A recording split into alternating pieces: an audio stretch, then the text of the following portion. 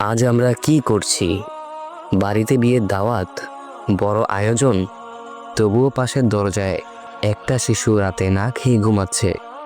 একবার এক সাহাবী রাসূল সাল্লাল্লাহু আলাইহি ওয়াসাল্লামের কাছে এসে বললেন, ইয়া রাসূলুল্লাহ, আমি অনেক দান করি, কিন্তু মনে শান্তি পাই না। তিনি জিজ্ঞাসা করলেন, তোমার আশেপাশের লোকরা কেমন আছে? কেউ না খেয়ে থাকে না তো? সে মাথা নিচু করে বলল, আমার জানা নেই।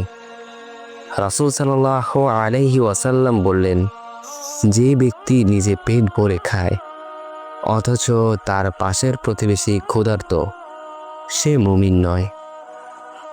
বন্ধুগণ, সমাজ তখনই সুন্দর হয় যখন আপনি দরজার ওপারের ভাই বা বোনকে মনে রাখেন। আসুন, নিজের আনন্দে যেন অন্যের দুঃখ না ঢেকে যায় তা নিশ্চিত করি।